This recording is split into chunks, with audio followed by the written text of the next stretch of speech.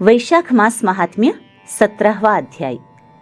राजा श्रुतिकीर्ति बोले, हे मुनिवर, मैंने वैशाख के फलदायक सब धर्म सुने, परंतु सुनते सुनते अभी मेरी तृप्ति नहीं हुई है। अतएव भक्ति मुक्ति के दाता भगवान विष्णु को प्रसन्न करने वाले दिव्य धर्मों का वर्णन कीजिए।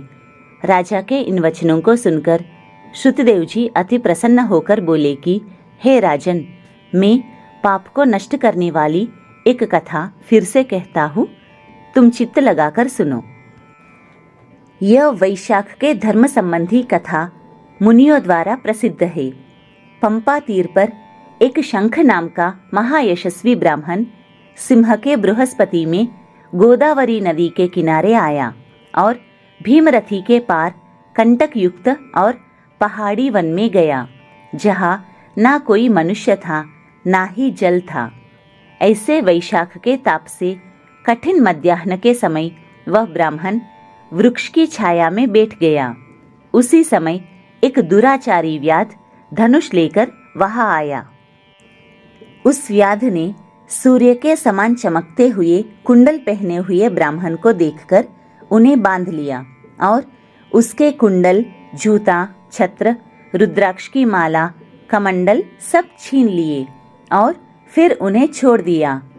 तब वह ब्राह्मण उस दुष्ट से छूटकर नंगे पैर धूप से जलती हुई रेती में चलने लगा, जहाँ पीने को जल तक नहीं था। पाँव जलने से वह बहुत व्याकुल होकर बैठकर हाय हाय करने लगा, जिसको सुनकर वह व्याध शीघ्र ही उसके पास गया और मुनि को दुखी व्याकुल देखकर उसके हृदय में दया उत्पन्न हुई और वह सोचने लगा कि उसके नए जूते तो मैंने ले ही लिए। अतः उसने उस ब्राह्मण को, जिसके पाँव धूप से जल रहे थे, उन्हें अपनी पुरानी जूती दे दी। उन जूतों को लेकर ब्राह्मण अत्यंत सुखी होकर व्याध को आशीर्वाद देने लगा कि तू सुखी हो, तूने वैशाख में जो यह दान दिया है, इससे तेरे पुण्य उदय हो आए हैं, जिसके प्रभाव से भगवान विष्णु भी प्रसन्न हो जाते हैं। ऐसे वाक्य सुनकर व्याध अत्यंत विस्मित होकर ब्राह्मण से बोला कि हे महाराज, मैंने आपकी वस्तु लेकर पुरानी दी है, भला इसमें मेरा क्या पुण्य है? हे ब्राह्मण, वैशाख धर्म क्या है और हरि कौन है, यह आप मुझसे कहिए। व्याध के ऐसे वचन सुनकर शंख प्रसन्न हुए और वैशाख की प्रशंसा करने लगे कि सब धर्मों का फल तो जन्मांतर से मिलता है, परंतु वैशाख में इस पापाचारी दुर्बुद्धि दुरात्मा व्याध ने पात्रदान किया, जिसके फल से तत्काल सद्बुद्धि हो गई। संपूर्ण दान, तप, बड़े बड़े यज्ञ तथा तीर्थ यात्रा करने से भगवान विष्णु प्रसन्न नहीं होते हैं, परंतु वैशाखोक्त धर्म करने से प्रसन्न होते हैं।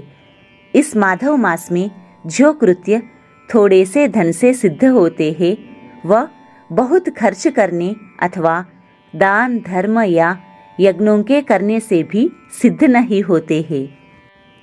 इस वैशाख मास में ताप नाश करने वाली पादुका तूने मुझको दी है, जिससे भगवान तेरे ऊपर प्रसन्न हो गए।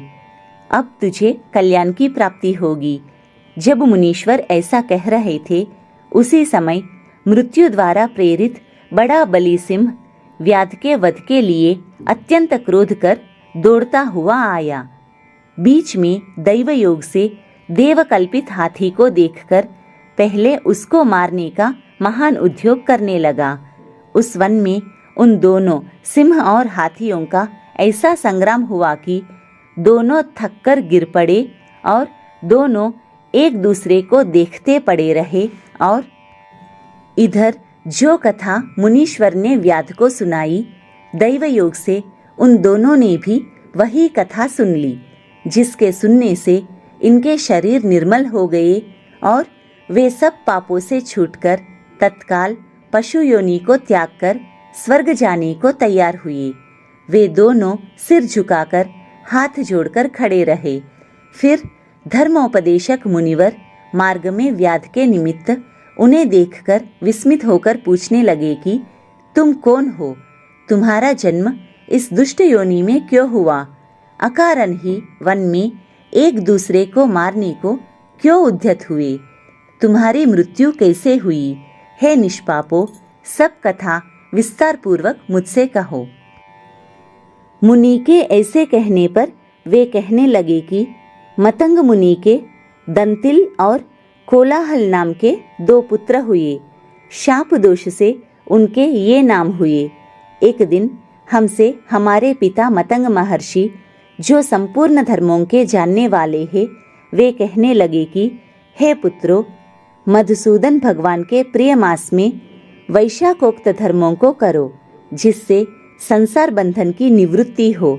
परंतु दुर्बुद्धि से हमारी समझ में कुछ भी नहीं आया और पिता के वाक्य सुनकर मुझ दंतिल को अत्यंत क्रोध आया तथा कोलाहल मदोन्मत्त हो गया। तब धर्म की लालसा वाले हमारे पिता ने क्रोधित होकर हमें शाप दिया, हे दंतिल, अपने क्रोध के कारण तू सिंह होगा और मदोन्मत्त कोलाहल हाथी होगा। तब हम बहुत दुखी होकर शाप निवृत्ति के लिए प्रार्थना करने लगे। तब पिता ने शाप मोक्ष का उपाय बताया कि तुम दोनों पशु योनि पाकर थोड़े दिन बाद एक दूसरे को मारने के लिए उद्यत हो जाओगे। उसी समय व्याध और शंख के वैशाख धर्म विषयक संवाद दैव योग से तुम्हारे कानों में पड़ेगा।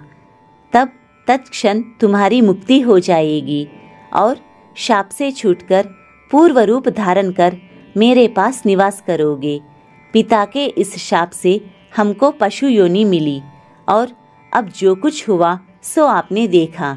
दैव योग से हम दोनों यहाँ चले आए और आपका दिव्य संवाद सुना। उसी के प्रभाव से तत्काल मुक्ति हो गई। यह कथा कहकर वे दोनों मुनीश्वर को नमस्कार कर अपने पिता के पास चले गए। सो सब कथा दयानिधि मुनि ने व्याध को सुनाई। देखो वैशाख का कैसा महात्म्य है। जब मुनि ने इस प्रकार कहा, तब व्याध अपने शस्त्र फेंककर कृपालु निस्पृह प्रबल बुद्धि ऋषि से कहने लगा,